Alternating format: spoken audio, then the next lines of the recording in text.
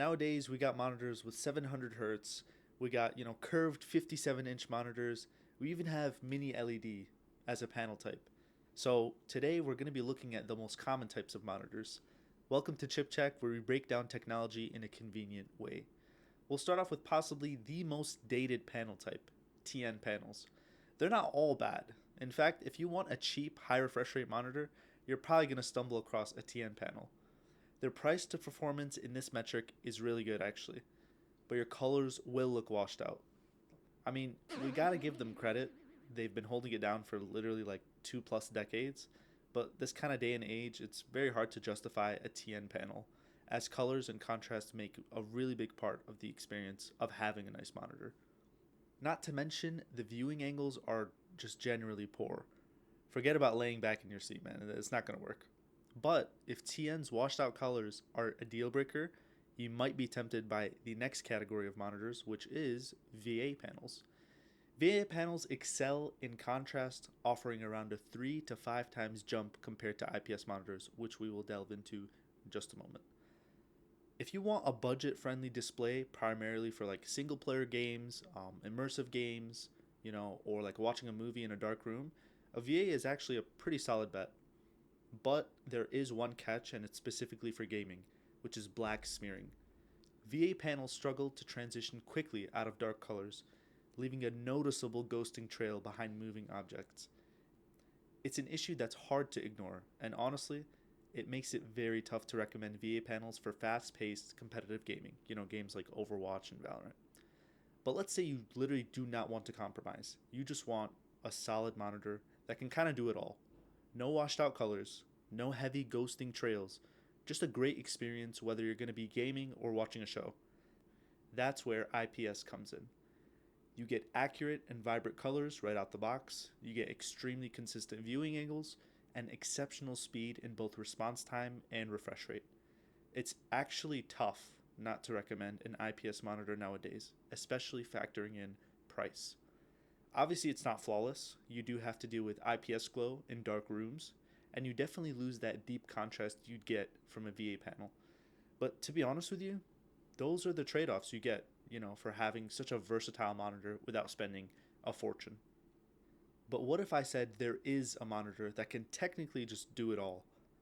Absurdly low response times, practically perfect motion clarity, exceptional color accuracy, color gamut, and contrast, perfect blacks, beautiful HDR implementation. I mean, you probably guessed it by now, but this is going to have to be OLED monitors. When people think of OLED monitors, they immediately think, oh, it's very expensive. I mean, that definitely used to be the case, but over the years, OLEDs have been coming down in price. The $400 mark is usually where you can get your hands on a genuinely good OLED. Now, in terms of viewing experience, OLEDs are practically king, but they do have some drawbacks. They usually fall behind in terms of peak brightness, floating around the 2 to 300 nits brightness outside of HDR. If you're in a room that has a lot of windows and sun coming inside, honestly, you might want to reconsider getting an OLED. Furthermore, you can't talk about OLEDs without mentioning burn-in. Everyone's scared of burn-in, I know, but let's actually talk about it. It's a real risk, and although yes, throughout the years, monitor brands have been implementing more features and technological advancements to delay burn-in from happening, OLEDs are still prone to it. As someone with an OLED monitor myself, the burn-in risk alone is enough to make me consciously think about turning or keeping on my monitor, worrying about static images when playing games, etc. Now, to be fair, monitor brands know this is a concern, so they've been implementing features to fight it. Some monitors have sensors that detect when you've walked away, and it'll automatically dim or shut off the panel, so a static image isn't burning away, the $600 that you just spent. Also, almost all OLEDs use pixel shift, which is a very, very subtle nudge of the whole image by a few pixels every few minutes, so the exact pixels aren't lit in the exact same spot nonstop. It kind of sounds scary, but it's genuinely hard to notice, especially in games, so it's not really something I would worry about. Some higher end panels are also using more robust cooling now, since heat is a really big reason as to how fast burn in actually progresses, so keeping the panel cooler helps slow it down. None of this makes burn in impossible, of course. It just makes it a lot less likely than it used to be and much farther down the line than it used to be, especially if you're not doing something like leaving a static taskbar 24/7. 3-year burn-in warranties are becoming the norm for OLED monitors anyway, so that's another premium that the consumer gets. So yeah, it's still a real risk worth knowing about, but it's not the same, one static image and you're cooked kind of story that people used to paint. Now, I did mention mini LED earlier, so let's actually delve into what that really is. Mini LED isn't really its own panel type, it's more so a backlight upgrade, usually paired with a VA or IPS panel. So instead of one big backlight lighting the whole screen at once, Mini LED splits into hundreds, sometimes even thousands of individually dimmable zones. That means way better contrast than a standard VA or IPS panel without the burn in risk that comes with OLED.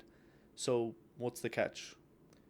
Well, you can get blooming, a subtle halo of light around bright objects on a dark background, since it's still zones and not individual pixels like OLED. It's not as clean as OLED's per pixel control, but it's a genuinely solid middle ground if you want a better contrast without OLED's price or burn in anxiety. Okay, so with all that being said, which one should you actually buy? Just to help you guys out, I made a quick little chart that you guys can always refer back to. Over at the top, we have, do you have money, right? It's the question that everyone needs to answer, right, when buying a monitor. If it's a no, you have another question to ask yourself. Do you care about colors? If that's a no, then you have a TN panel. It'll get by. You'll probably find a high refresh rate one, and you'll do just fine, right? But if you do care about colors, good luck finding one. If you kind of have money, you gotta ask yourself, do you play high FPS competitive games? If that's a no, you're gonna have a VA panel on your lap, right? And so a VA panel provides good colors and just an overall solid experience without having to worry about ghosting or smearing because you don't care about competitive games.